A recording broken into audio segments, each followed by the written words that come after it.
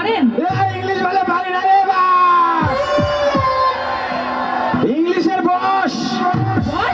বস আরে এটাকে বস না বস বলে। ওই আগে হলো আচ্ছা তার মানে আপনি ব্রিলিয়েন্ট। কি কয় শুধু বিলিয়ন না তো ডাইরেক্ট আচ্ছা তাহলে আপনাকে একটু ধরি।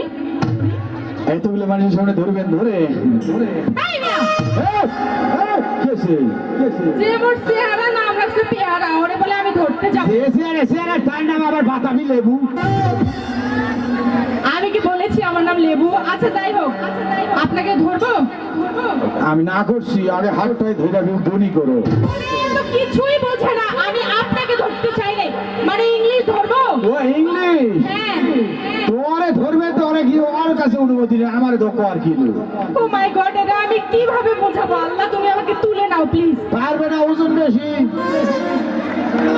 ভারী আমি না আপনার জন্য বিষ খাবো। বিশে কাজ হচ্ছে না দুনিয়ার ভেজাল খেয়ে শুধু ছটফট করবা মরবা না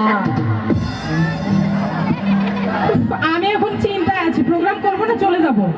যা তো বই তোরাই ডিস্টার্ব হ্যাঁ না কও আচ্ছা আমি আপনাকে ইংলিশ পড়া ধরবো, পড়া। ও পড়া ধরবা আমি তাহলে পরে যাই nice to meet you how do এটা মানে কি? কুতকুত খেলা এই ভাই আপনি কি কোন স্যার পড়াইছেন? স্যার বলে না মাস্টার মাস্টার এই টিচারের নাম কি? সিটার না টিচার টিচার আমি তো টিচারই বললাম আপনাকে। ও তাহলে হেন সিটার মেয়ে ছিল না ছেলে? হিজরা এই জন্য আপনার এই অবস্থা। এই তাড়াতাড়ি পার এরকম করতো আপনি একটু দূরে থাকেন প্লিজ। আচ্ছা বলেন তো এফর কি হয়? হ্যাঁ কি করে এরপর আপেল বি ফর? বড় আপেল সি ফর? ছোট আপেল এতটুকু ডি ফর? ডাবল আপেল দুইটা আমার ইংরেজি হয়েছে না আমার ভাই বোন যা কমু তাই যা সামু তাই টাকা সামু দিবে আর পয়সা সামু দিবে বউ সামু তাও দিবে দিবে না? বউ দিবে না এতই তোরা মেয়েটার সামনে মোক অপমান করলো এরা প্রতিশোধ দিব না গাড়ি বউ দিলে কি হবে ফেরত দিব না মা আচ্ছা আপনারা কার পক্ষে? ওর পক্ষে না আমার পক্ষে? ওরা বর পক্ষ এই দাঁড়ান, আপনি কথা বলছেন না। বোনের আশপাশ যায় না ঘুষ দিবেন না?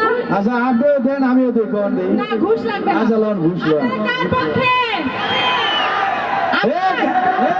কার পক্ষে আওয়াজ শুনে বুঝো শুধু খেলার নাম বাবাজি এখনো সময় আছে, আমার পক্ষে এসে যান, হইলেও হইতে পারে আপনাদের ভাবি এলাকায় আসতে পারি। এটা যাবে কটা আসবে জানি হয়তো আমার থেকে অনেক সুন্দরী পাবে, কিন্তু আমাকে তো পাবে না। তোমাকে দরকার নাই মা গান দাও এই আকাশ দাও। তোমার এই খুঁজছে এর অনুষ্ঠান এই খুঁজে কোটা ম্যান